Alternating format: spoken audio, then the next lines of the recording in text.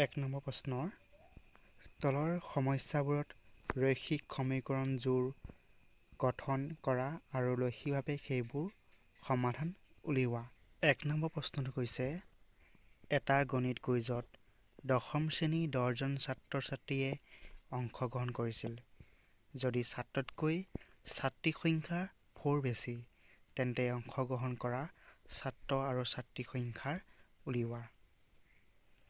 2 number প্ৰশ্নটো কৈছে 5ডাল pencil আৰু 7টাৰ পেনৰ দাম একেলগে 50 টকা আৰু 7ডাল পেঞ্চিল আৰু 5টাৰ পেনৰ দাম একেলগে 46 টকা। এডাল পেঞ্চিল আৰু এটা কলম আৰু এটা পেনৰ দাম উলিওৱা। এতিয়া আমি 1 নম্বৰ প্ৰশ্নটো সমাধান কৰোঁ। ধৰো ছাত্ৰৰ সংখ্যা x আৰু ছাত্ৰীৰ সংখ্যা y।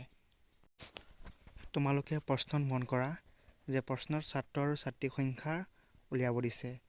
সেয়ে আমি ছাত্ৰৰ সংখ্যা x আৰু ছাত্ৰীৰ সংখ্যা y ধৰিছোঁ। এতিয়াৰ সমীকৰণ গঠন কৰিলে হ'ব x + y = 10 ইকুৱেশ্যন নম্বৰ 1 আৰু y = x + 4 equation number 2। x + y = 10 হোৱাৰ কাৰণটো হ'ল প্ৰশ্ন দিয়া আছে ছাত্ৰ-ছাত্ৰীৰ সংখ্যা 10। y = x + 4 হোৱাৰ কাৰণটো হ'ল প্ৰশ্ন দিয়া আছে যদি ছাত্ৰতকৈ ছাত্ৰীৰ সংখ্যা 4 বেছি। সমীকৰণ 1ৰ পৰা আমি দুটাৰ সমাধান উলিয়াই পাম।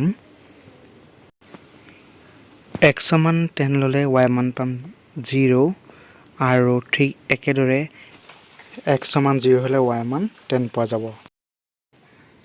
সমীকৰণ 2ৰ পৰা দুটা সমাধান উলিয়ালে পাওঁ যদি x = 0 লোৱা হয় তেন্তে y মান পোৱা যাব 4 আৰু যদি x = 2 লোৱা হয় তেন্তে y মান পোৱা যাব 6। এতিয়া লেখ কাকতত a 10,0, b 0,10, p 0,4 আৰু q 2,6 বিন্দুকেইটা পাতি লোৱা হ'ল। আৰু সংযোগ কৰি a b p q ৰেখাডাল আঁকি লোৱা হ'ল। এই বিন্দুকেইটা লেখ কাকতত বহুৱালে এনেধৰণৰ হ'ব। তোমালোকে লেখ কাকতৰ বিন্দুবোৰ সহজভাৱে বহাব পাৰিবা।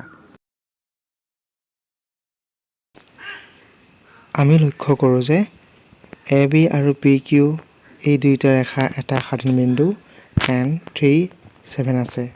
গতিকে x = 3 আৰু y = 7। গতিকে আমি ক'ব পাৰোঁ যে ছাত্ৰৰ সংখ্যা 3 আৰু ছাত্ৰীৰ সংখ্যা 7।